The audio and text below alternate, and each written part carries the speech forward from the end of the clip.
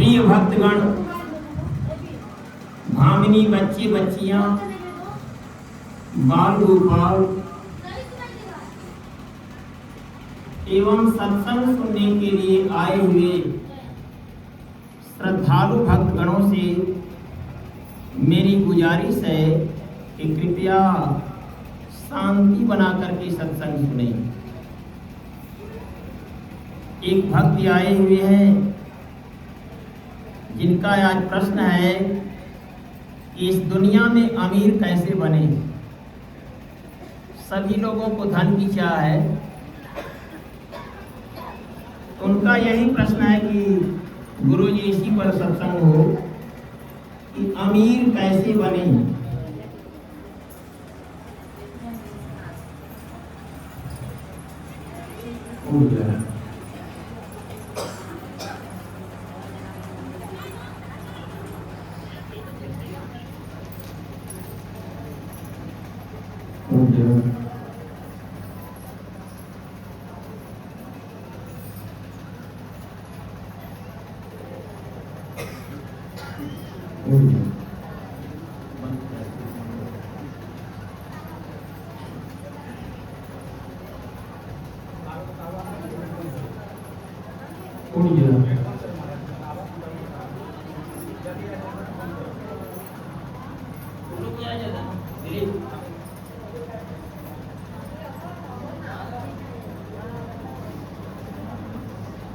श्री रामचरितमानस में उत्तरकांड में एक दोहा लिखा गया है, सही ना?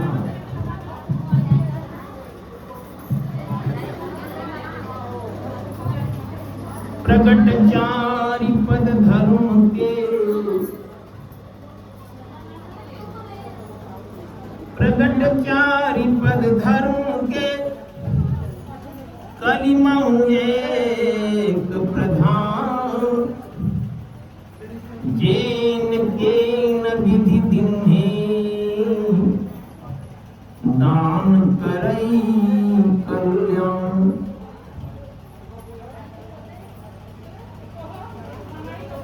रामचरितमानस इस दोहा से यही सिद्ध होता है कि दान ही धनवान बनाता है।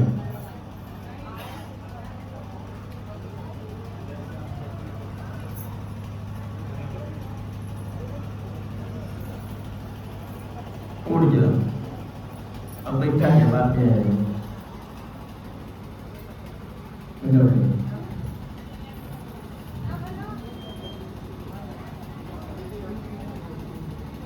यानी जब तक इंसान बोएगा नहीं, काट नहीं सकता। कहने का भाव यह है कि जो बोएगा वह काटेगा, जो बांटेगा बटोरेगा, जो खर्चेगा वह संचेगा, जो खिलाएगा वह खाएगा, जो जागेगा वह पाएगा और जो सोएगा वह खोएगा। जो केवल धन को इकट्ठा ही इकट्ठा करता जाएगा वह धन एक दिन डूब जाएगा।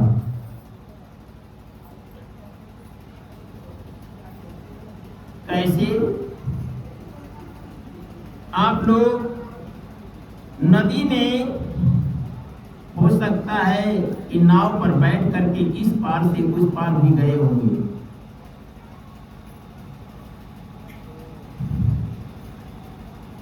तो हो सकता है कि आप लोग नाविक को नाव में से जल नदी में कूदाते हुए भी देखे होंगे। तो प्रश्न खड़ा है कि नाविक नाव में से जल नदी में क्यों उड़ाता है?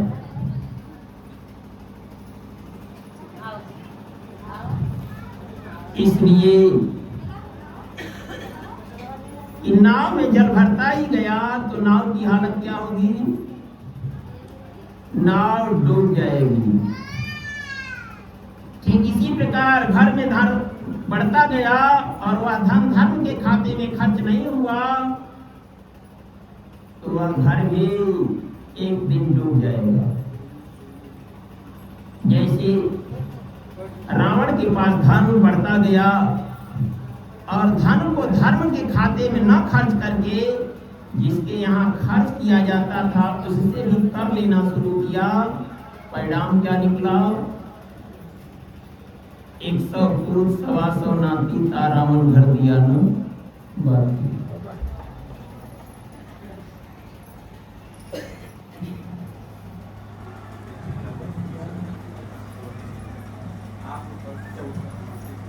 आप लोग किसान के बच्चे हैं। दूसरा प्रमाण सुनिए।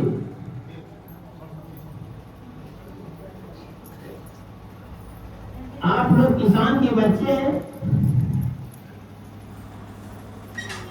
किसानी जरूर करते होंगे।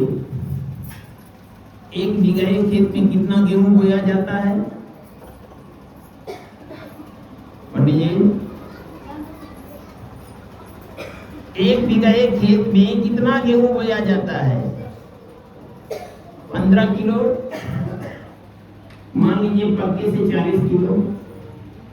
लेकिन गेहूं जब फिर वापस लौटता है तो कितना लेकर लौटता है?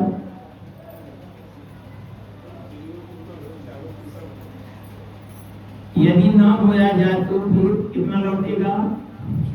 कुछ नहीं। प्रमाण है, किसान दूसरे से कर्ज लेकर के गेहूं की खेती करता है या कोई भी बीज बोता है खेत में, लेकिन जब वापस लौटता है वह अनाज तो उसका कर्ज भी मिट जाता है और परिवार का पालन पोषण भी हो जाता है।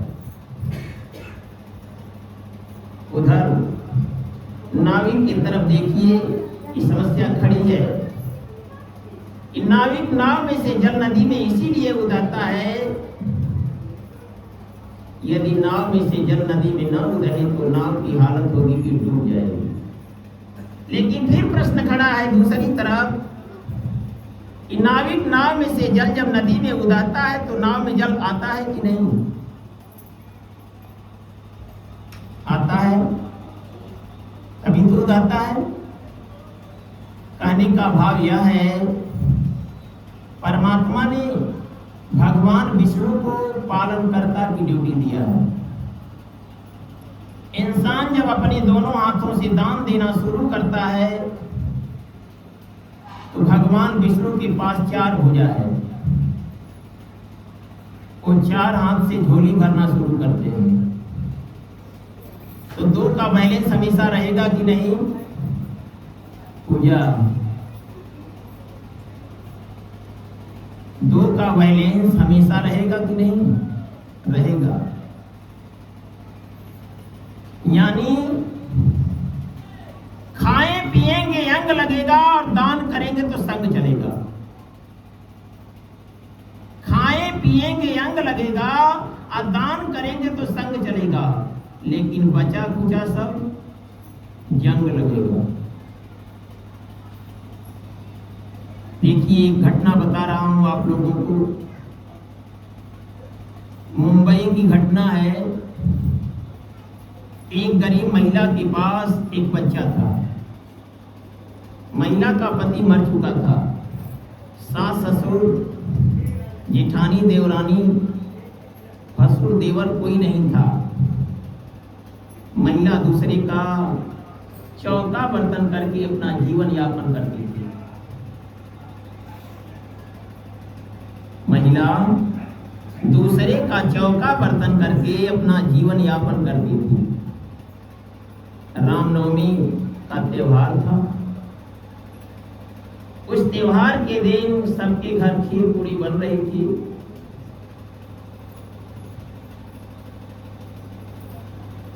उस गरीब महिला का बालक अपनी माँ से कहा कि माँ तुम भी खीर बनाओ ना। माँ ने कहा कि बेटा क्या बनाऊं, कुछ नहीं है। बच्चा फिर कहा कि माँ खीर बनाओ ना।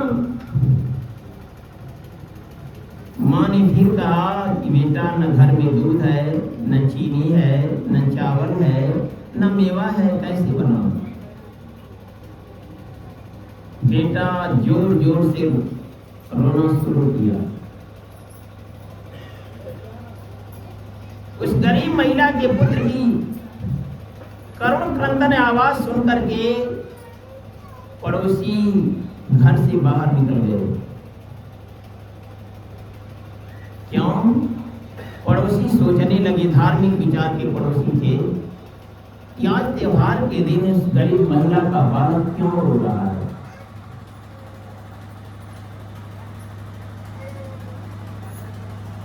पहुंचे जब उस गरीब महिला की झोपड़ी के पास और जाकर के उस महिला से पूछे कि आज तुम्हारा बालक त्योहार के दिन क्यों रो रहा है।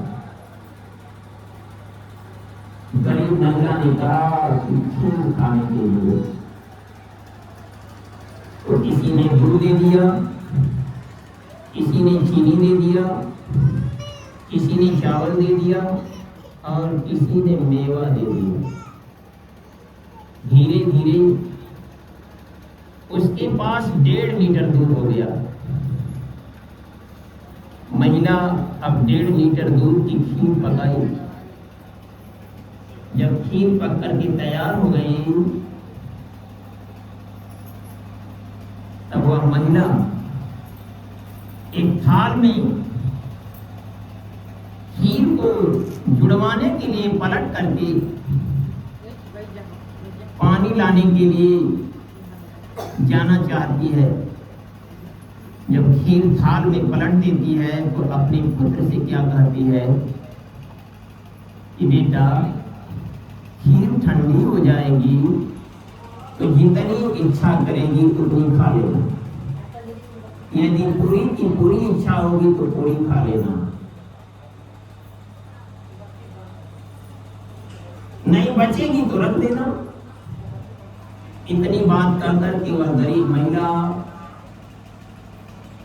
पानी लाने के लिए दूसरे के घर चली गई। जब दूसरे के घर वह महिला गई और पानी लाने में कुछ देर हुआ, इधर खीर ठंडी हुई, तब तक एक महात्मा जी इस झोपड़ी के पास टपक पड़े। महात्मा ने अलग जगाया, बच्चा घर से बाहर आया। महात्मा ने कहा कि बेटा मैं 3 रोज का भूखा हूं, कुछ खिला सकते हो? बेटे ने कहा कि बाबा जी प्रणाम, बाबा जी नमस्ते, आइए बाबा जी आइए, मेरे घर खीर बनी है, खा लीजिए।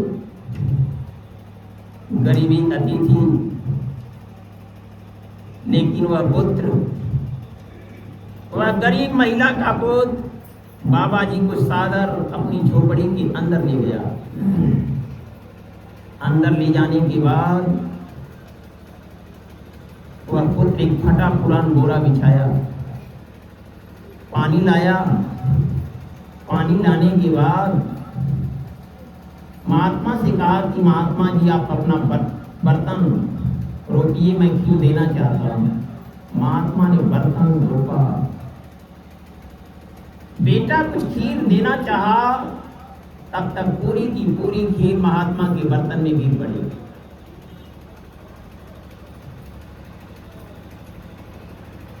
महात्मा ने खीर खाया, हाथ मुंह धोया और फिर चलते बने।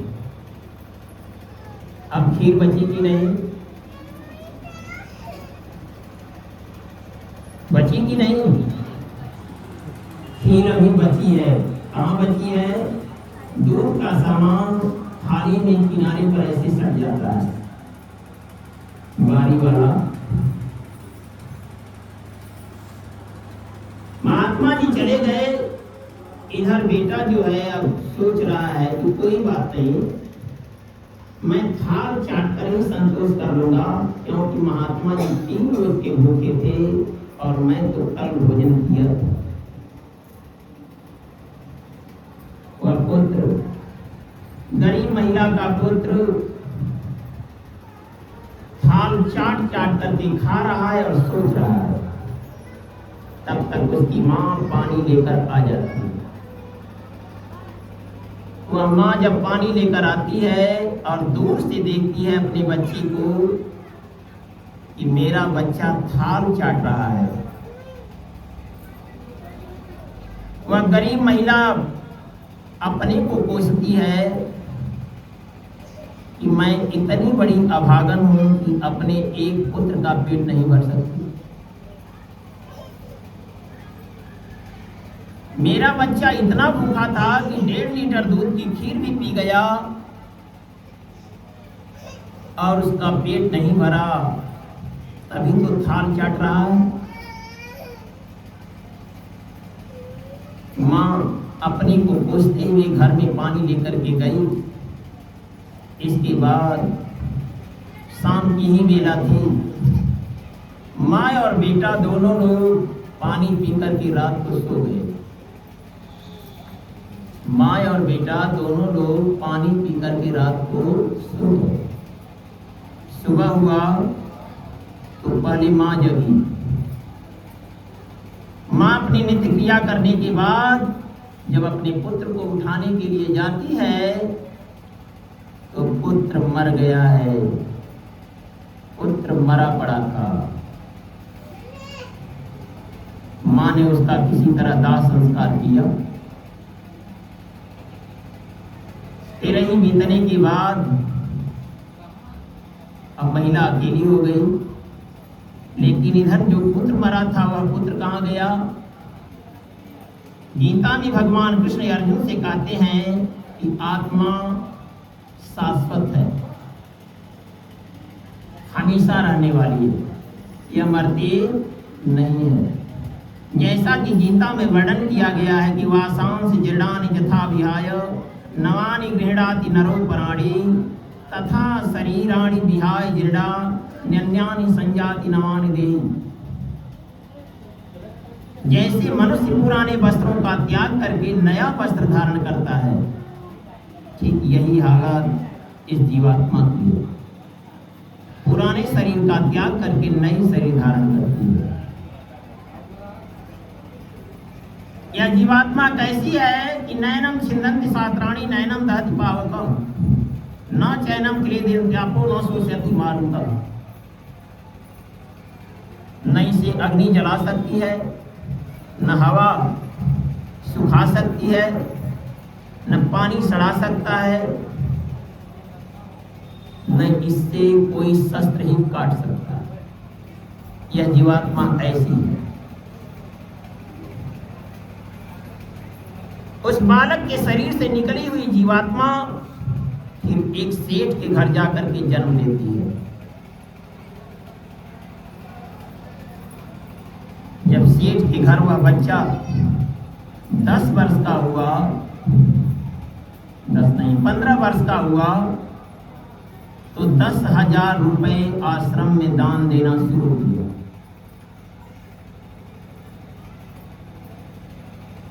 जब उस बच्चे की उम्र 25 साल की हुई, सेठ के घर पैसा था,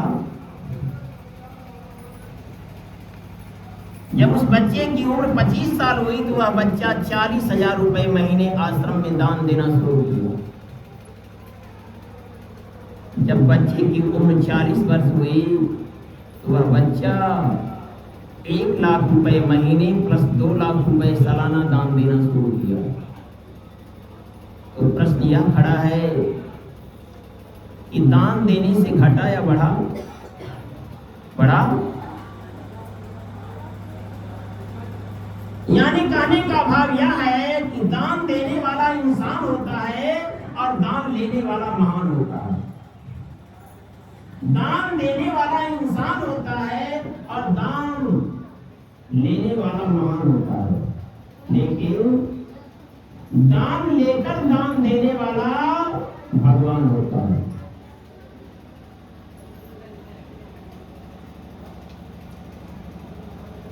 दूसरी कहानी सुनिए। दान देने से अमीर बनाती गरीब? अमीर बना। दूसरी कहानी सुनिए। एक बार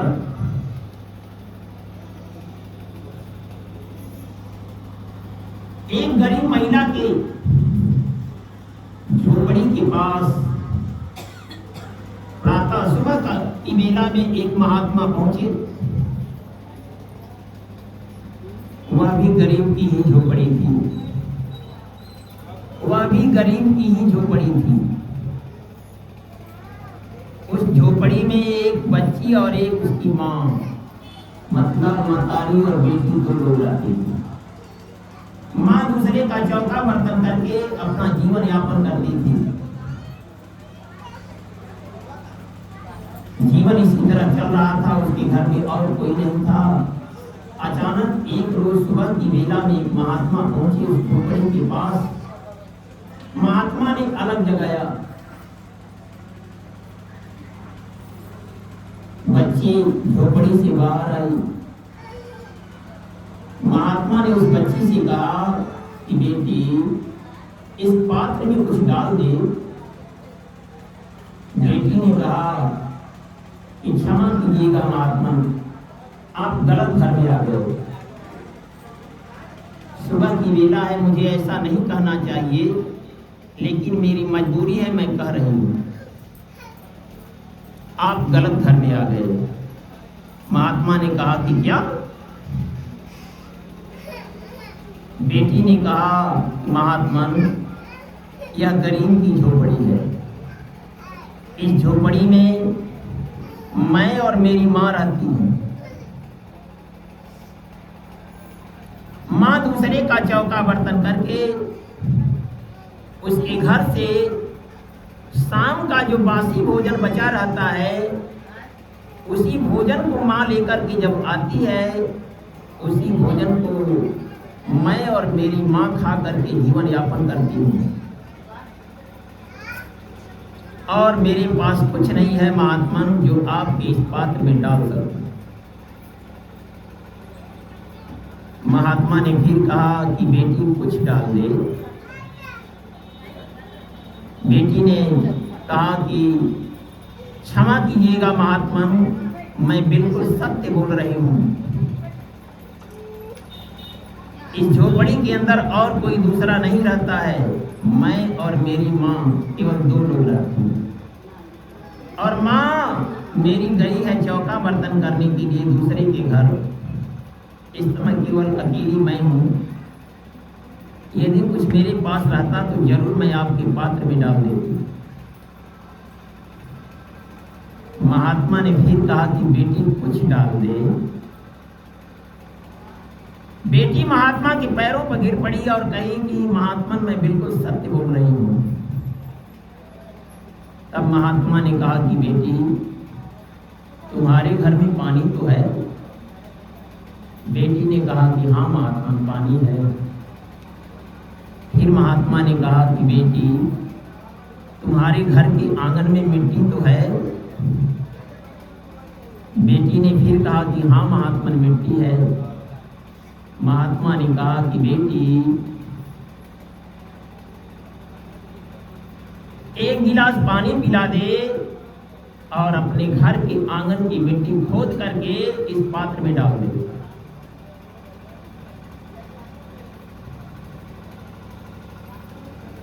क्या कहा महात्मा ने कि बेटी, एक गिलास पानी पिला दे और अपने घर के आंगन की मिट्टी खोद करके इस पात्र में डाल दे। बेटी ने वैसा ही किया। बेटी ने वैसा ही किया। महात्मा पानी पिए और उसके घर के आंगन की मिट्टी अपने पात्र में लेकर के चल दिए। कुछ दूरी पर एक आश्रम बन रहा था। आश्रम में गड्ढे थे और उस गड्ढे में उस मिट्टी को ले आकर के महात्मा ने डाल दिया। परमात्मा की कृपा देखिए कि उसकी माँ रोज केवल बासी भोजन लेकर के जाती थी, पका पकाया, लेकिन उसकी माँ जब उस दिन अपने घर झोपड़ी में पहुंचे तो बासी भोजन के अलावा कुछ कच्चा चावल, कुछ कच्ची दाल, कुछ आटा, कुछ आलू प्याज नमक तेल मसाला और कुछ नगद पैसे लेकर के पहुंची। बेटी समझ गई कि पूरी जिंदगी धीरे धीरे बीत गई, मेरी भी आधी उम्र हो गई, पैसे के कारण मेरी शादी भी नहीं हुई, लेकिन आज ऐसा कैसे हुआ, इसका मतलब है कि दान देने का फल है। और वह बेटी जो कुछ उसकी माँ लाई थी, बासी भोजन तो कर ली उसकी वो और उसकी माँ, लेकिन जो चावल था, दाल था, पैसा था, आटा था, उसमें से थोड़ा थोड़ा निकाल करके बर्तन में अलग रख दी। और 15 दिन पर, 7 दिन पर, 1 महीने पर जब मौका लगता था उस सामान को थोड़ी दूर पर आश्रम था पहुंचाना शुरू की। धीरे धीरे उस बेटी का जीवन बदल गया, गरीबी से अमीरी आ गई।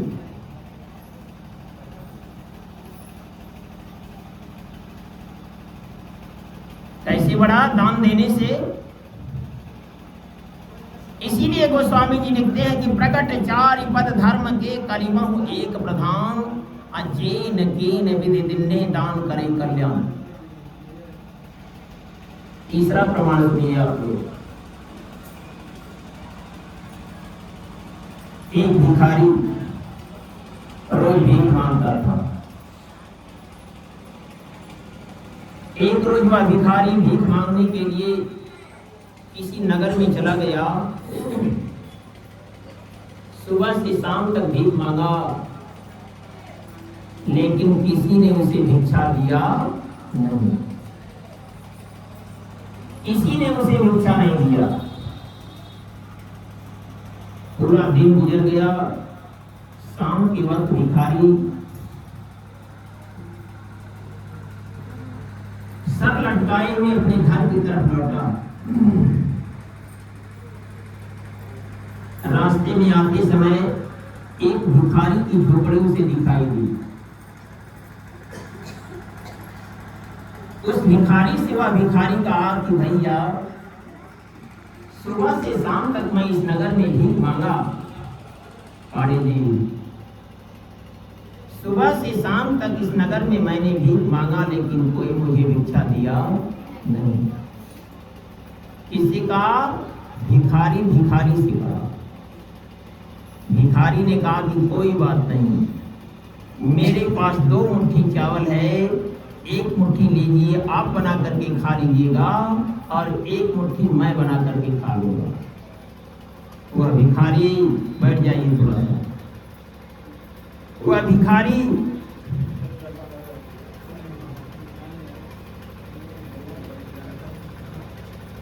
उस चावल को लेकर के चला। जब भिखारी चावल को लेकर के चला, आगे बढ़ा, तो आगे राजा की रथ आ रही थी। राजा की रथ आ रही थी। कुछ दूरी पर रथ दिखाई दी। भिखारी अब मन ही मन सोच रहा है कि कोई बात नहीं, दिन भर तो नहीं मिला, 1 मुट्ठी चावल मिला, लेकिन राजा की रथ आ रही है तो राजा जरूर कुछ हमें देगा। भिखारी अपने अंदर मन में सोच रहा है। सोचता हुआ भिखारी आगे बढ़ रहा है। उधर से राजा की रथ आ रही है। जब वही राजा की रथ कुछ नजदीक आ गई, राजा ने उस रथ को पहले ही भिखारी से थोड़ी दूरी पर ही रोक करके और रथ से उतर करके राजा चल दिया। कहाँ आया? राजा भिखारी के पास आया और भिखारी से आकर के राजा क्या कहा? भिखारी, मैं तुमसे कुछ मांगने आया हूं। इधर भिखारी सोच रहा है कि राजा की रथ आ रही है, कुछ जरूर देगा। उधर राजा स्वयं उतर करके आकर के भिखारी से कहता है कि भिखारी, आज मैं तुमसे कुछ मांगने आया हूं।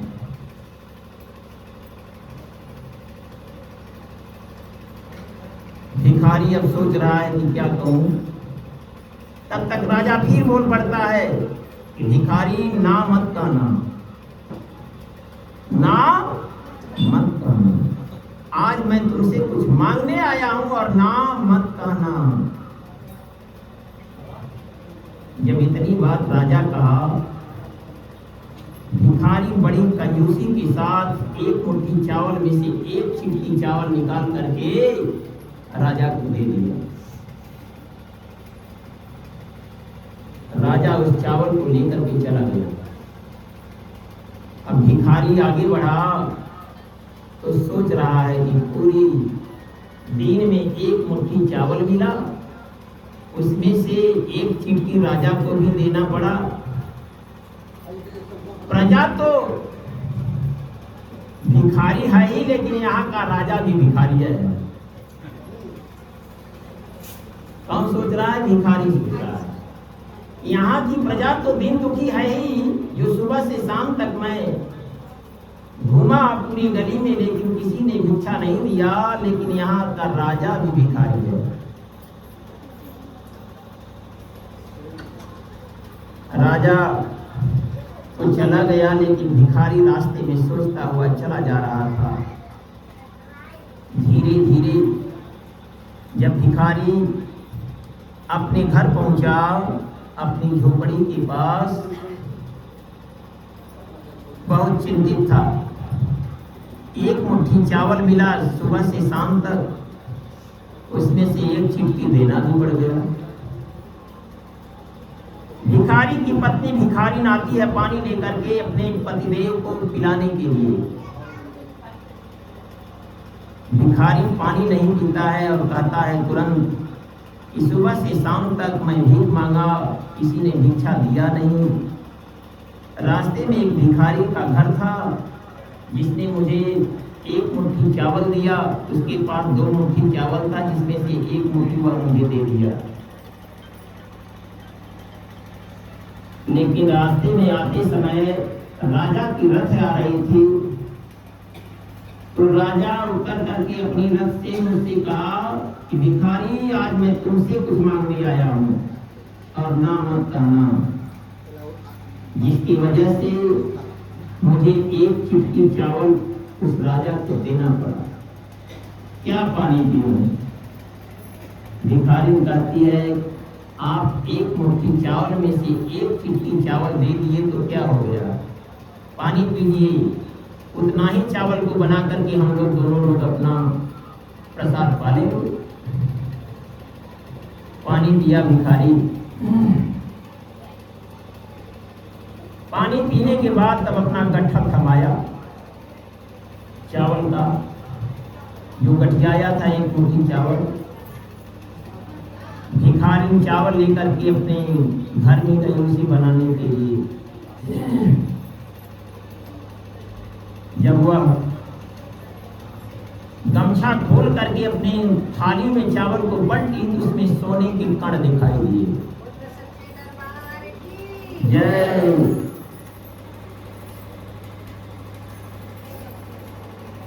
भिखारी जब उस चावल को, उस पोटली को खोल करके जब थाली में पलटी बीनने के लिए कि बीन करके कुछ कीड़ा मकोड़ा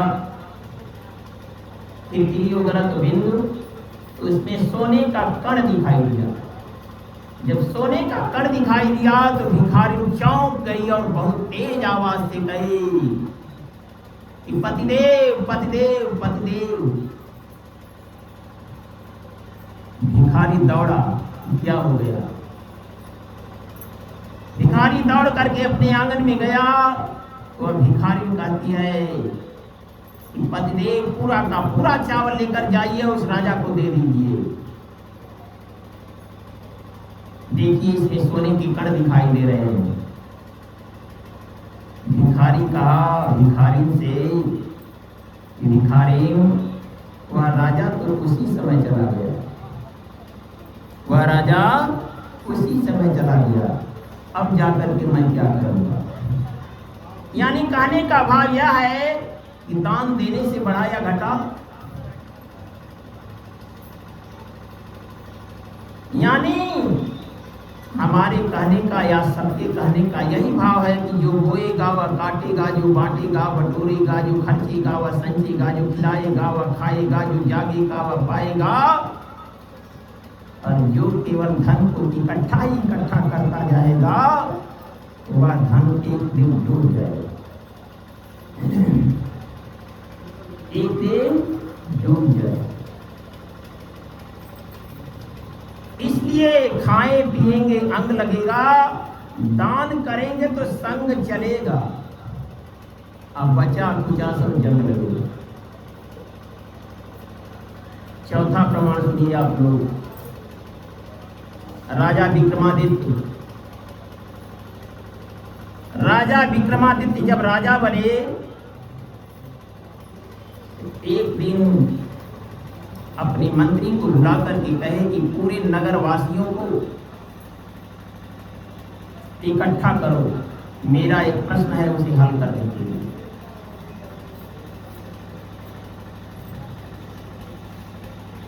मंत्री मुनादी बजवा करके पूरे नगर को इकट्ठा किया। जब सभी लोग, साधु महात्मा ज्योतिषी सब लोग आए हुए थे वहां पर, जब सभी लोग इकट्ठा हो गए तो राजा विक्रमादित्य ने अपने मंत्री से कहा कि अनाउंस करो कि जितने लोग बैठे हैं सभी के सभी इंसान हैं और मैं भी इंसान हूं। तो राजा मैं ही क्यों बना, इसमें से और कौन कोई नहीं बना? क्यों नहीं बना? क्या कारण है? मुझे ही केवल परमात्मा ने राजा क्यों बनाया?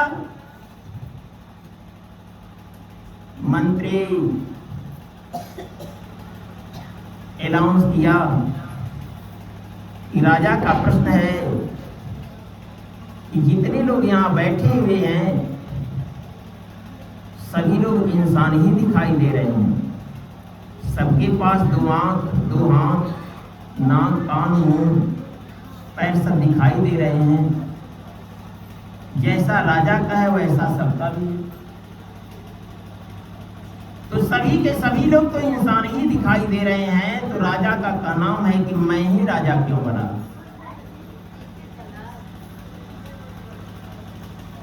कहानी सुनिएगा आप लोग ध्यान से। प्रश्न जब खड़ा हुआ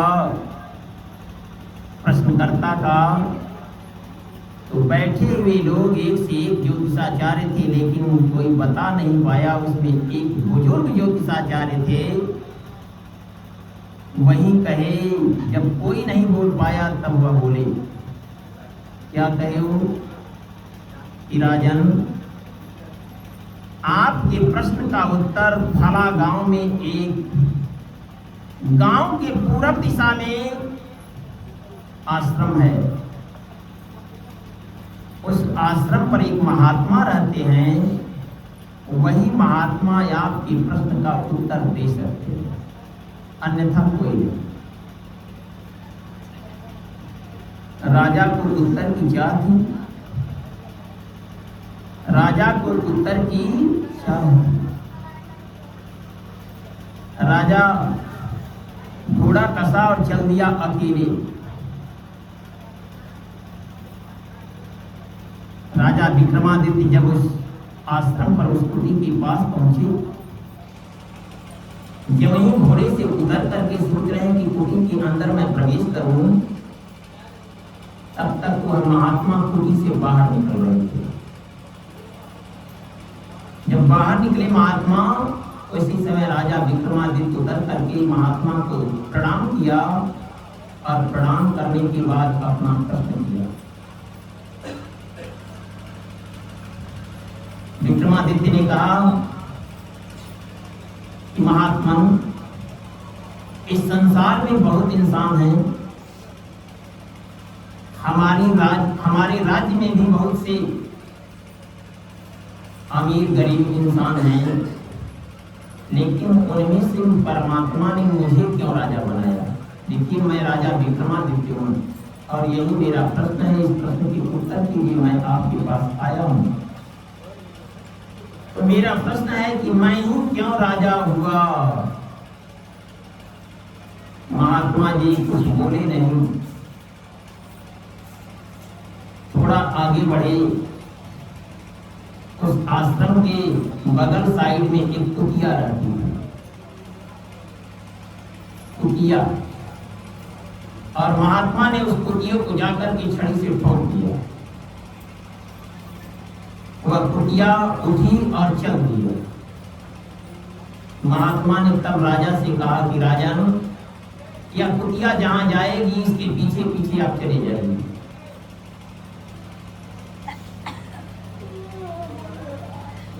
राजा विक्रमादित्य उस कुटिया के पीछे पीछे पैदल जा रहे हैं।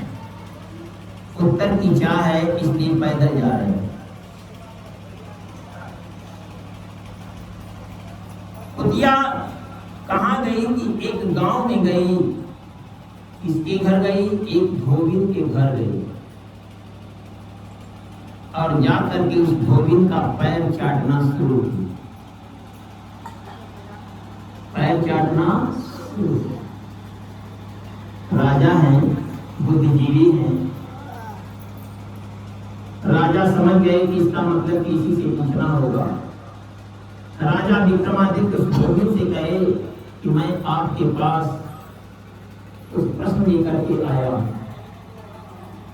धोबिन ने कहा कि कहिए क्या प्रश्न है आपका?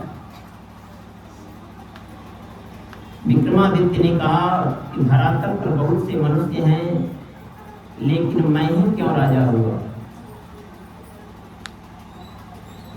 धोबिन ने कहा कि आपके प्रश्न का उत्तर इसी गांव से थोड़ा सा दूरी पर एक गांव है और उसी गांव में एक बच्चा पैदा हुआ है कुछ दिन का, वही बताएगा।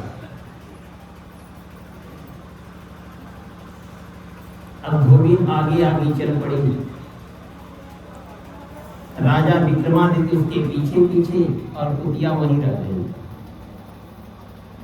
जब धोबिन जिसके घर वह बच्चा पैदा था उसके घर पहुंचे, पहुंचने के बाद कही कि यही घर है और इसी घर में एक बच्चा पैदा हुआ है, वही बच्चा आपके प्रश्न का उत्तर देगा। राजा विक्रमादित्य ने कहा कि मुझे उस बच्चे के पास आप लोग ले चलिए। तो जो घर की मालकिन थी, जिसका पुत्र था, वह अपने पुत्र के पास, उनका पुत्र पलना में झूल रहा था, टूटा फूटा पलना था, लेकिन उसी पलने में झूल रहा था। पलने के पास लेकर के जब पहुंची वह मालकिन, राजा विक्रमादित्य को देख करके वह बच्चा रोना शुरू किया। बहुत तेज आवाज से रोना शुरू किया। जिसका बच्चा था वह घबराने लगी कि क्या हो गया।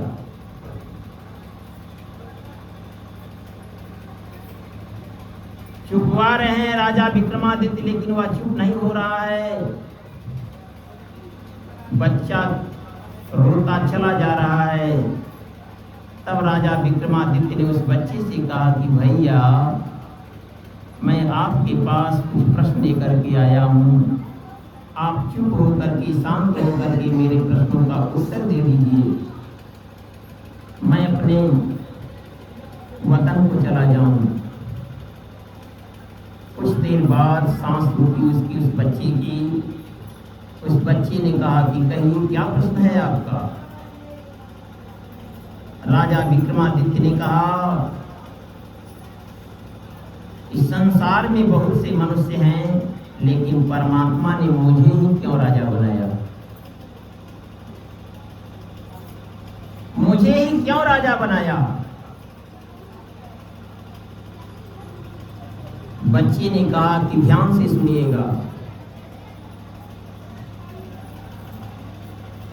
राजन ने कहा कि कहिए। उस बच्चे ने कहा अपनी पूर्व जन्म की बात।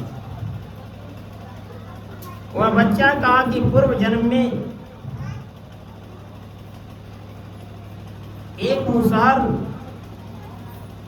गांव से बाहर सिवान में झोपड़ी लगा करके रहता था।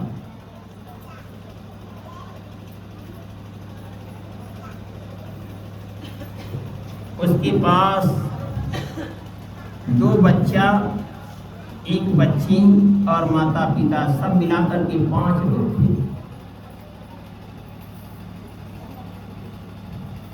राजा विक्रमादित्य ने कहा कि तब क्या हुआ? वह वनवासी 9 रोज का भूखा था, 7 रोज का भूखा था। वह वनवासी का पूरा परिवार उस वनवासी का 7 रोज का भूखा हुआ था। 7वें दिन 2 लिट्टी का पिसान मिला था। खाने वाले 5 लोग थे, आधा आधा भी नहीं पड़ रहा था। रोटी बनकर के, लिट्टी बनकर के जब ही तैयार हुए,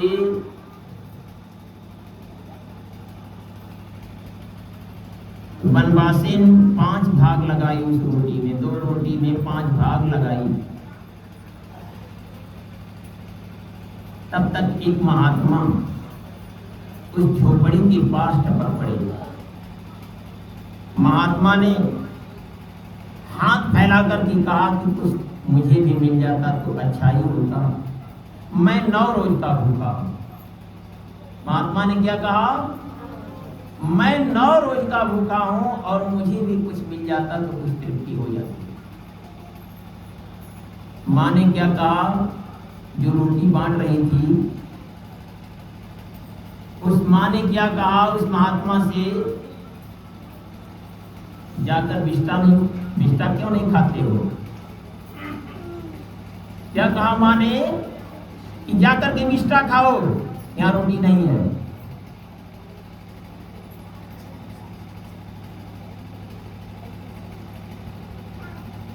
वनवासी की जो बेटी थी,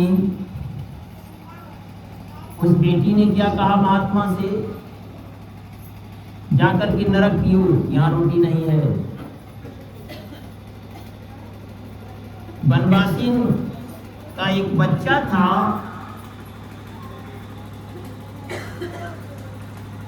जो छोटा वाला, वो बच्चा डंडा उठाया और महात्मा जी को 2 डंडा मार दिया। पिताजी जो थे, वनवासी जो था, वह कुछ नहीं होगा।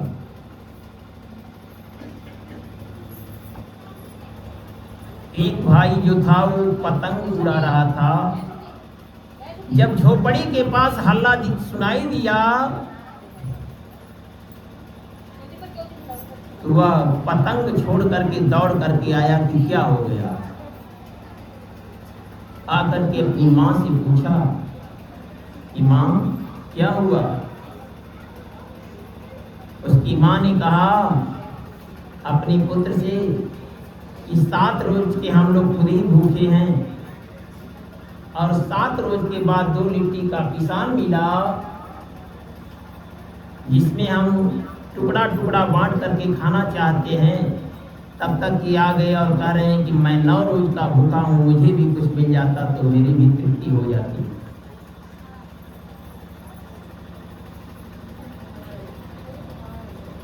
पुत्र ने पूछा कि तब माँ आपने क्या कहा?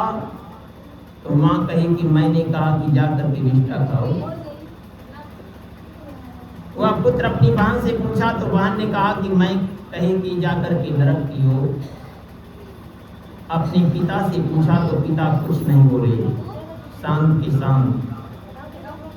अपने भाई से पूछा तो भाई ने कहा कि मैं क्रोध में आकर के, मेरा भी जल रहा था पेट, भूख लगी हुई थी, क्रोध में आकर के 2 डंडा मार दिया।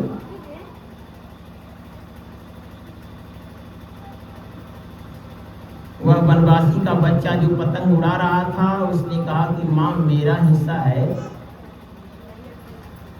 माँ ने कहा कि हाँ बेटा तुम्हारा हिस्सा है। पुत्र ने अपनी माँ से वह अपना हिस्सा रोटी का मांगा टुकड़ा, और टुकड़ा ले करके महात्मा को पूरा का पूरा दे दिया। जय। पूरा का पूरा दे दिया। क्यों दे दिया? वह पुत्र सोच रहा है कि मैं 7 रोज का भूखा था, लेकिन महात्मा मुझसे 2 रोज और आगे 9 रोज के भूखे हैं, इसलिए इनकी भूख बहुत ज्यादा होगी, तो बेहतर यही होगा कि इन्हीं को दे दिया जाए। और यह सोच करके वह पुत्र उस महात्मा को अपने रोटी का टुकड़ा दे दिया।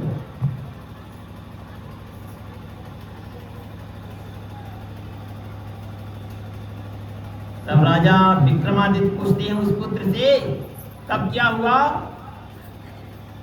कहें कि वही वनवासी के पुत्र आज आप हैं, और वही वनवासी का पुत्र मैं हूं, और उसी वनवासी से आश्रम पर भेंट हुई थी जो अगले जन्म में वनवासी था, इस समय महात्मा है। क्यों? ऐसा कैसे हुआ? पुत्र ने कहा कि पिताजी कुछ नहीं बोले, इसलिए साधु बन गए। दूसरे जन्म में वो अपने को साध रहे थे, तो दूसरे जन्म में साधु बन गए। बहन ने कहा कि जाकर के नरक, माँ ने कहा कि जाकर के विष्ठा खाओ, तो देखिए कुतिया का जन्म मिला है और घूम घूम करके विष्ठा खा रही है। उस हवा संभाल करके किसी को दरवाजे पर उतर दीजिएगा आप लोग, नहीं तो जन्म बिगड़ जाएगा। किसी को दुरियाइएगा नहीं।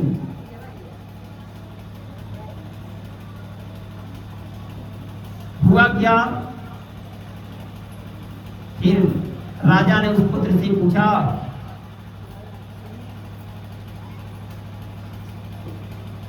कि बहन ने कहा कि जाकर के नरक पियो, तो देखिए वो धोबिन के घर जन्म लेकर के नरक धो रही है सबका, और मैं उठा 2 डंडा मार दिया तो मैं रोज मारा जाता हूँ। यहाँ जन्मता हूँ, फिर वहाँ जन्मता हूँ, रोज मराता हूँ, रोज मरता हूँ, रोज जन्म लेता हूँ। दूसरे तरफ व्यवस्था ही चल रही है मेरी। और आप पूरा का पूरा समर्पित कर दिए थे, इसलिए आप राजा हुए, आप मेरे भाई हैं। उस बच्चे को गोद में उठा करके राजा रोना शुरू किए। इसके बाद वह राजा अपनी बहन, अपने पिता, अपने भाई और उस कुतिया को लेकर के अपने राजमहल में, एक रोटी का टुकड़ा राजा बना सकता है आपको, और एक रोटी का टुकड़ा आपको गर्त में डाल सकता है।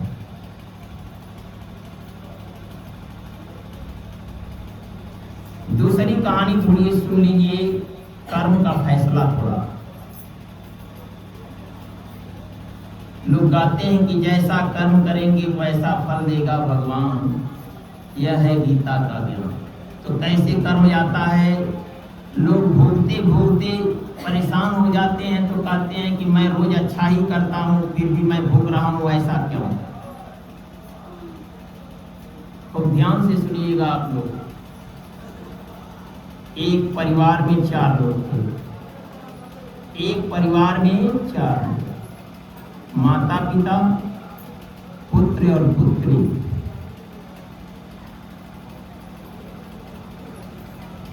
पुत्री बड़ी थी और पुत्र छोटा था। जब बेटी शादी के लायक हुई तो पिता ने खोज करके शादी कर दी। खोज करके शादी कर दी। शादी होने के बाद बेटी अपने घर गई ससुराल। कुछ दिन रही, मां भी नहीं बन पाई।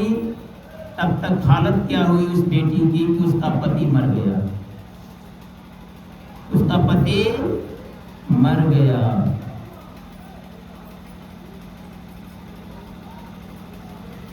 तेरही बीती। तेरही में पिताजी गए हुए थे। तेरही के बाद पिताजी उस पुत्री को लेकर के अपने घर चले गए।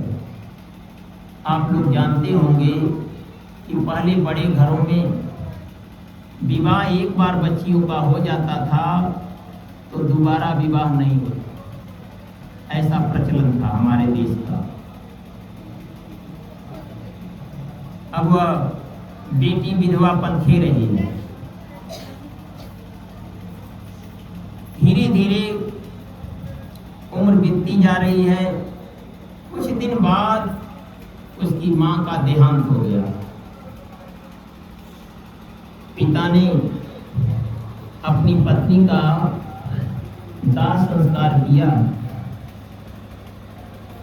फिर कुछ दिन चला, तब तक पिता भी एक रोज शरीर छोड़ दिए।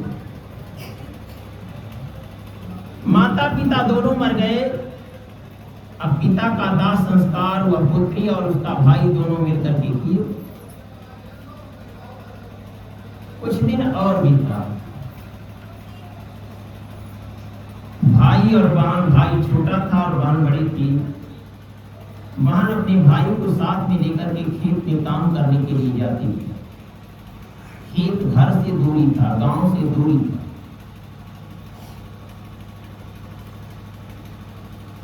रोज खेत में काम करती थी, 2 किलोमीटर जाना आना होता था उसका।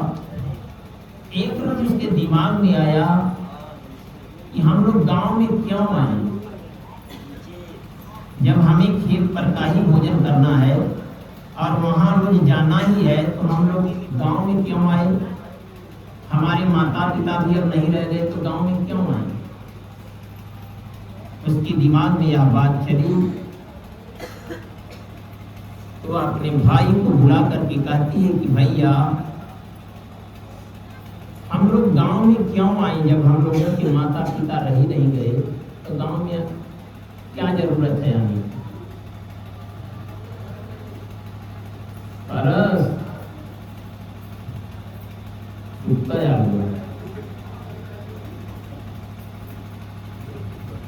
सुनिएगा ध्यान से। भाई ने कहा कि तब बहन क्या किया जाए।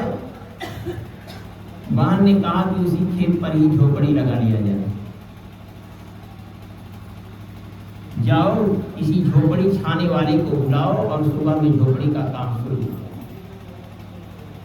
भाई सुबह में एक झोपड़ी छाने वाले को बुलाया, साथ में और लोग। 2-4 रोज में झोपड़ी बनकर के तैयार हो गई। इसके बाद बहन और भाई घर से खाने पकाने का सामान लेकर के उस झोपड़ी के पास पहुंचे। रोज खेत में काम करते थे, झोपड़ी में आराम करते थे।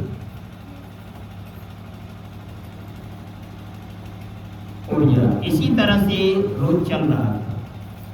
एक रोज क्या हुआ, इस शाम की बेला में उसी रास्ते से एक सेठ जी जा रहे थे। शाम की बेला में सूर्यास्त होने वाला था। पुत्र जो था वो धार्मिक विचार का था। सेठ को रोका, उड़ जा, और पूछा आप कहां से आ रहे हैं। सेठ ने कहा कि मैं बहुत दूर से आ रहा हूं। उस बच्चे ने कहा कि क्या आपका कोई बिजनेस है क्या। सेठ ने कहा कि मैं सोनार जाता हूं और मेरा सोने का बिजनेस है, चांदी सोना का गहना बेचता हूं। उस गरीब बालक ने कहा कि आज घर पहुंच जाएंगे आप। सेठ ने कहा कि बिल्कुल नहीं। उस बच्चे ने कहा तो आप इसका मतलब हुआ कि कहीं न कहीं रात में विश्राम करेंगे। सेठ ने कहा कि हाँ बाबू, विश्राम जरूर करेंगे।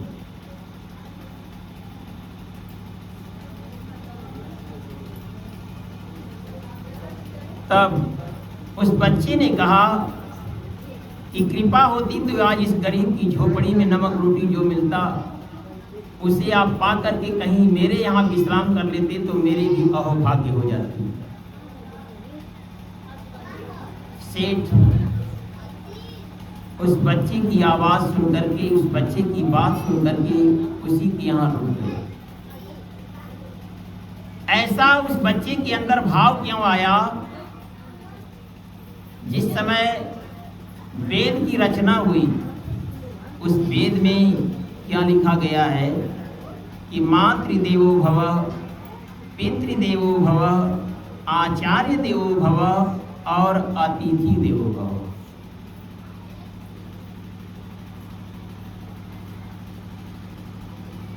पहले के लोगों के दरवाजे पर लिखा जाता था कि अतिथि देवो भव, और आज दरवाजे पर क्या लिखा जाता है जानते हैं आप लोग? कुत्तों से सावधान। क्या लिखा जाता है मास्टर साहब? यही लिखा जाता है ना? बहुत दरवाजों पर आप देखेंगे यही लिखा होता है कि कुत्तों से सावधान।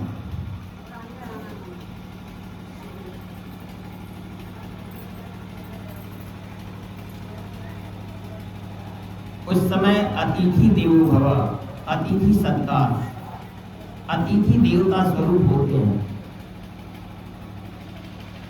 जब वेद की रचना हुई तो 4 देवता हुए और इन धर्म पत्नियों के लिए उनके पति देवता है।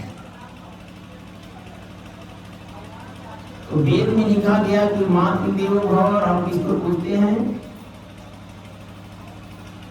उस मां को पूजते हैं जिस मां में प्राण ही नहीं,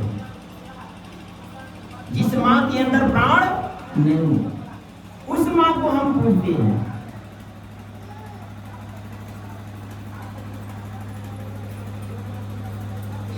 नवरात्रि के महीने में इंसान 9 दिन पूजा करता है, 9 दिन पुजारी बनता है और 10वें दिन अत्याचारी। 9 दिन पुजारी और 10वें दिन अत्याचारी। साल में 365 दिन होते हैं, 365 में से 9 दिन घटा देंगे तो शेष क्या बचेगा? पाप की पुण्य। अरे 9 दिन जब पूजा करते हैं और आपका पास पड़ोसी आपसे कहता है और लोगों से कहता है कि फला व्यक्ति 9 दिन के लिए व्रत रखा है, 9 दिन जो है कि कोई मांसाहार ग्रहण नहीं करेगा, दारू नहीं ग्रहण करेगा, नशा कोई नहीं करेगा, आपका नाम 9 दिन के लिए पूरे मोहल्ले में रोशन हो गया है। यदि आप 365 दिन ऐसा करते तो आपका नाम और रोशन होता कि खराब होता? लेकिन नहीं, 9 दिन पुजारी और 10वें दिन अत्याचारी। दुर्गा मां की मूर्ति बैठाई जाती है, जगदम्बा की मूर्ति। जगदम्बा की मूर्ति बैठा करके और उस मूर्ति के सामने जब शाम की बेला में और सुबह की बेला में आरती होती है तो क्या गाया जाता है? क्या गाया जाता है? पढ़ती हैं आप लोग? या देवी सर्वभूतेषु शक्ति रूपेण संस्थिता नमस्तस्यै नमस्तस्यै नमस्तस्यै नमो नमः। क्या गाया जाता है? या देवी सर्वभूतेषु शक्ति रूपेण संस्थिता नमस्तस्यै नमस्तस्यै नमस्तस्यै नमो नमः। अर्थ क्या होगा? संस्कृत का या हिंदी जो होता है, या देवी अर्थात जो देवी, सर्वभूतेषु सर्व मतलब सभी, और भूत माने क्या होता है? प्रेत। भूत माने प्राणी होता है। या देवी सर्वभूतेषु, जो देवी सभी प्राणियों के अंदर शक्ति रूपेण संस्थिता, शक्ति रूप में स्थित है, उस देवी को मैं नमस्कार करता हूँ, नमस्कार करता हूँ, नमस्कार करता हूँ। तो मैं आप लोगों से पूछता हूँ कि आपका शास्त्र कह रहा है कि मैं प्राणियों में रहती हूँ, तो जिस मूर्ति की आप लोग पूजा करते हैं नवरात्र के महीने में, उसमें वो प्राणी है कि पदार्थ? बोलिए, वह प्राणी है कि पदार्थ? तो पूजा आपकी सफल होगी, पदार्थ है तो विफल न होगी, असफल न होगी, दूसरी तरफ होगी। थोड़ा सा माताएं बैठी हुई हैं, सभी माताओं के पास परमात्मा ने बच्चा जरूर दिया होगा। मान लीजिए किसी के पास 1-2 बच्चे होंगे, लेकिन जिस माँ के पास 10 बच्चे हो, 20 बच्चे हो, 15 बच्चे हो, 8 बच्चे हो, और उस माँ का एक बच्चा बीमार पड़ जाए और इतना बीमार हो जाए वह बच्चा कि उसी माँ के दूसरे बच्चे की बलि देने के बाद उस बच्चे की जिंदगी बचेगी, अन्यथा किसी प्रकार से कोई उपाय नहीं है कि उस बच्चे की जिंदगी बच जाए। तो मैं आप लोगों से निवेदन करता हूं कि क्या वह माँ अपने एक बच्चे की बलि उस बच्चे के लिए दे सकती है? ऐसी कोई माँ है इस दुनिया में जो अपने एक बच्चे की जिंदगी बचाने के लिए दूसरे बच्चे की बलि दे सकती है? मास्टर साहब, नहीं दे सकती। मैं ये नहीं कह रहा हूं कि मैं जो कह रहा हूं वही सत्य है। देखिए, किसी की कही हुई बात को तुरंत मत मान लीजिए। आटे को चाल कर खाया जाता है, आटे को, सत्तू को चाल कर खाया जाता है, रस को छान कर पिया जाता है। तो मैं आप लोगों से गुजारिश करता हूं कि शास्त्र को भी छान करके पीजिए, तब मानिए, ऐसे मत मानिए। मर्यादा पुरुषोत्तम भगवान राम उत्तरकांड में जिस समय राजा बने हुए हैं, लंका पर विजय प्राप्त करके आए हुए हैं, उस समय कह रहे हैं कि नहीं अनीत नहीं काचु प्रभुताई, असुनहु करहु जो या तुमाही सुहाई। भगवान राम कहते हैं कि ऐसा नहीं, हे अयोध्या नगर के वासियों, ऐसा नहीं कि मैं राजकुमार हूं, राजा का बेटा हूं तो मेरी बात मान लो। मैं चक्रवर्ती राजा का पुत्र हूं तो मेरी बात मान लो, ऐसा नहीं। मैं प्रजा का स्वामी हूं तो मेरी बात मान लो, ऐसा नहीं। मैं जगत माता का पति हूं, मेरी बात मान लो, ऐसा नहीं। मैं ईश्वर हूं, ऐसा सोच करके मेरी बात मत मानना। क्या कहते हैं, निवेदन करते हैं कि जाओ अनेक तक कछु भाखों भाई, तो वही बरजऊ भय बिसरा। यदि मैं कोई अनीत की बात करता हूं तो भय छोड़ करके मुझे मना कर दीजिएगा कि आप गलत बोल रहे हैं। इसलिए राम कहते हैं कि सुनहु करहु जो तुमहि सोहाई। मैं जो कह रहा हूं उसे सुन लो, लेकिन जो तुम्हें अच्छा लगेगा वही करना। जैसा करोगे वैसा फल पाओगे। लेकिन आगे क्या कहते हैं राम, सोई सेवक प्रियता मम सोई, अममयानुशासन मानाय जोई। वही मेरा सेवक है, वही मेरा शिष्य है, वही मेरा दास है, जो मेरी आज्ञा का मान करता है, मेरी आज्ञा मानता है। नहीं तो सेवा करे और आज्ञा ना माने तो सेवक कहां है। जैसे काकभस्मुंडी के विषय में आप लोग सुने होंगे कि बाही जन्म देखी मोहि सान, अभी पढ़ाव पुत्र किया नाम। बाहर से नम्रवान देख करके काक जी कहते हैं कि वह साधु मुझे अपने पुत्र के समान मानता था, लेकिन मैं अंदर से उस साधु से जलन रखता था और बाहर से सेवा करता था। उसका परिणाम क्या निकला आप लोग जानते होंगे कि अजगर की शरीर हुई विंध्याचल पर्वत पर। भगवान शिव की पूजा आप लोग करती है ना मंदिर में। काकभस्मुंडी जी मंदिर में जाकर के शिव की पूजा कर रहे हैं और गुरु के बताए मंत्र की अवहेलना कर रहे हैं। उसका परिणाम क्या निकला, अजगर की शरीर हुई। एक बार हर मंदिर जपत रहे उसी नाम, गुरु आयु अभिमान ते उठ नहीं किन्न प्रणाम। सो दयाल नहीं कहे कछु उर न रो सलवलेश, लेकिन अति अघ गुरु अपमानता सही नहीं सके महेश। गुरु जी सह लिए लेकिन शिव से नहीं सहाया और शिव क्रोधित होकर के श्राप दे दिए कि जाओ अजगर की शरीर पाओ। अब आप लोग विचार कीजिएगा कि गुरु की निंदा करने से, गुरु का अपमान करने से भगवान शिव ने अपने सेवक को जो उनका नाम ले रहा था उसे श्राप दे दिया अजगर की शरीर में जाने के लिए। तो आप लोग बताइए कि गुरु का सम्मान करने से शिव खुश होंगे कि नाराज? खुश होंगे।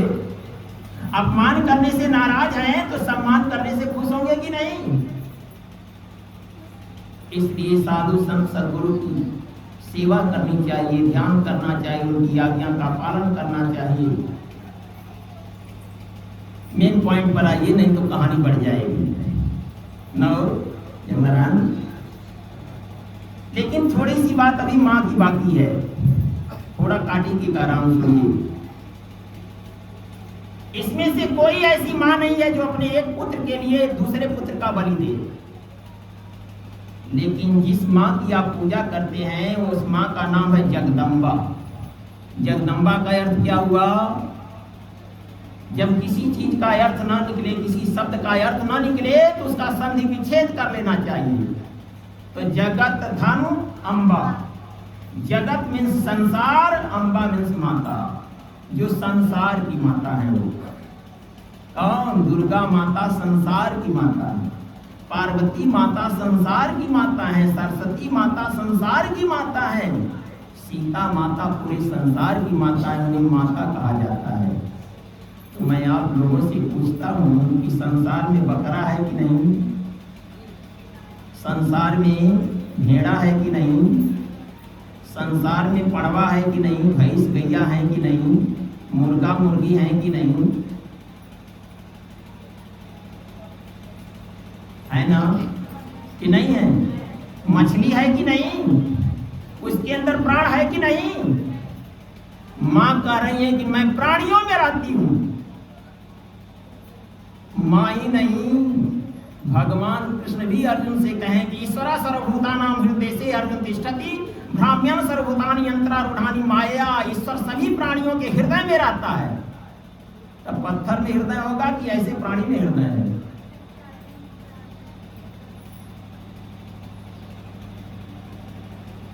उसके अंदर भी प्राण है। तो मैं आप लोगों से यही गुजारिश करता हूं कि वह माँ अपने पुत्र का खून पिएगी, पिएगी नहीं पिएगी?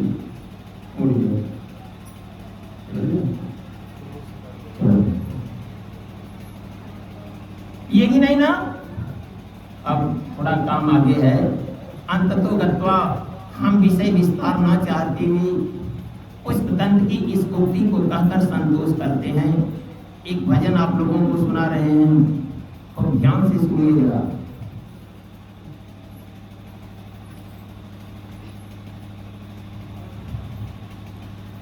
जो गवया नीता बासर जो गजती। जोगी कैसे जो गवता है सुन लीजिएगा।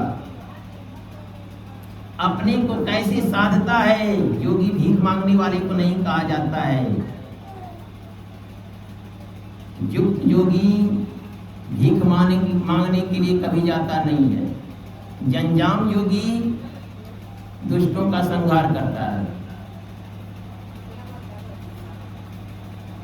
जो गवया नीता बासरा जो गजती। जो गजती हो जो गजती। जो गवया नीता बासरा जो गजती। जो गवया नीता बासरा जो गजती। अरे जैसे सोनारा सोनावा के जो गवे। जैसे सोनारा सोनावा के जो गवे। सोनावा के जो गवे हो सोनावा के जो गवे। जैसे सोनरा सोनावा के जोगवे अरे घाटा हुना देला हो घाटा हुना देला अरे घाटा हुना देला एको रती हो जोगवाया का मासरा जो गजती जोगवाया का मासरा जो गजती जोगवाया का मासरा जो गजती अरे जोगवाया नीता मासरा जो गजती हो जोगवाया नीता मासरा जो गजती जोगवाया नीता मासरा जो गजती जैसे सोनारा सोनावा के जोगवे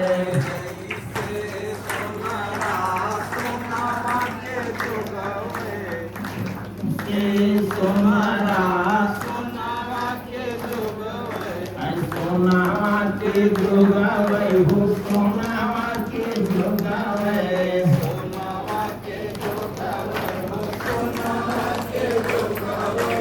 सोनावा के जोगवे हो सोनावा के जोगवे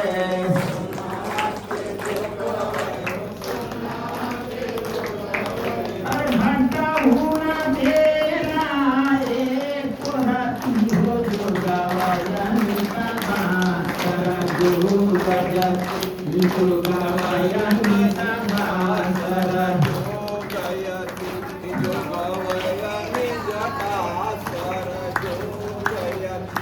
भला घाटा हुना देला एक राती हो जोगवाया नीता मासरा जो गजती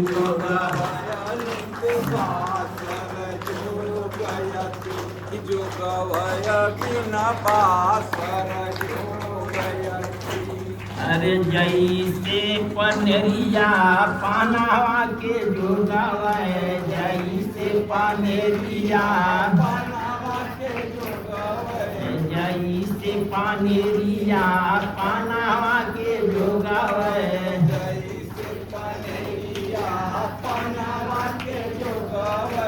पानावा के जोगवे हो पानावा के जोगवे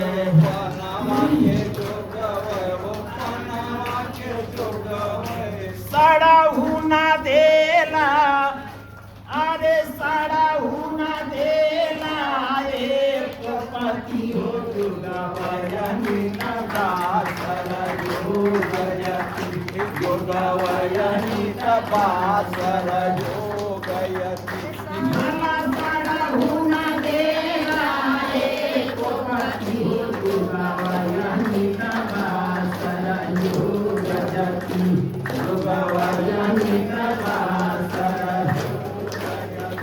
भला साड़ा हुना देला एक पति हो जोगवाया नीता मासरा जो गजती जोगवाया नीता पासर जो गयती तीसरी लाइन क्या कहती है अरे जैसे अहिरा दुधावा के जोगवे जैसे अहिरा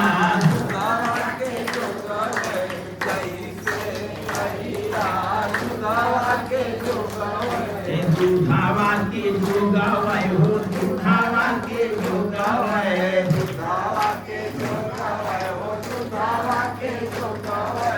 दुधावा के जोगवे हो दुधावा के जोगवे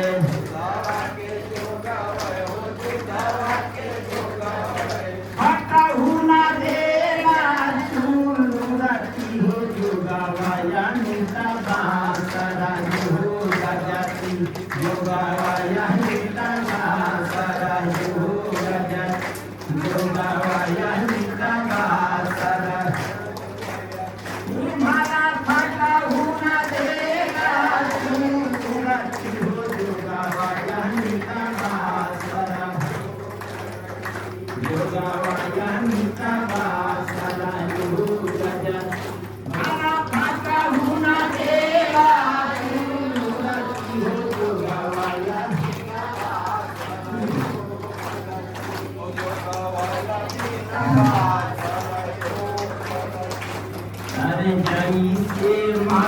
मालावा के जोगावे जैसे मालिया मालावा के जोगावे जैसे मालिया मालावा के जोगावे जैसे मालिया मालावा के जोगावे मालावा के जोगावे हो मालावा के जोगावे मालावा के जोगावे हो मालावा के जोगावे मालावा के जोगावे हो मालावा के जोगावे मालावा के जोगावे हो मालावा के जोगावे साड़ा भुना देला रे पति हो जोगावा यानी करवा सारा जोगा जाती भुना देला रे पति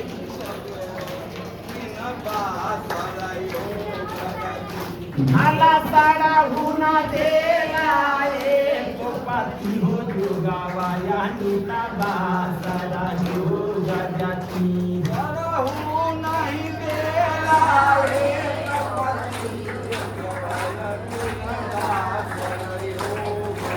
जोगावा यानी करवा सारा जोगा जाती हो जोगावा यानी करवा भाला साड़ा भुना देला रे पति हो जोगावा यानी करवा सारा जोगा जाती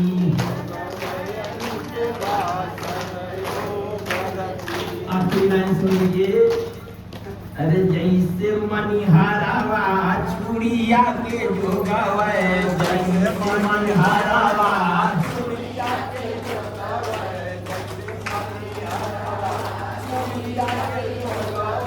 जोगाना नहीं मनिया ये तो जुगा ना पावन अरे जैसे मनिहारावा छुड़िया के जोगावे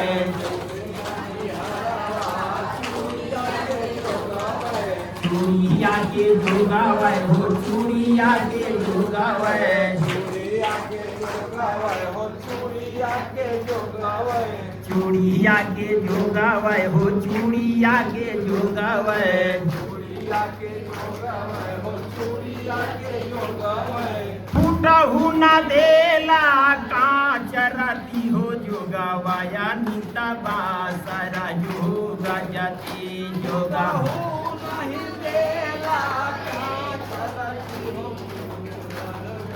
फूटहु न देला कांच रती हो जोगावा या नीता बासरा जोगा जाती जोगा अरे फूटहु न देला कांच रती हो जोगावा या नीता बासरा जोगा जाती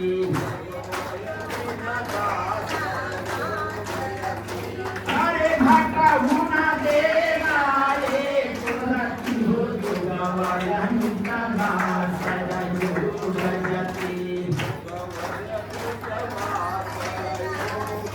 जोगावा यानी करवा सारा जोगा जाती बातें बोलिए श्री सद्गुरु भगवान की सच्चे दरबार की सच्चिदानंद भगवान की ऊर्जा ऊर्जा ऊर्जा ऊर्जा ऊर्जा ऊर्जा अब आप लोग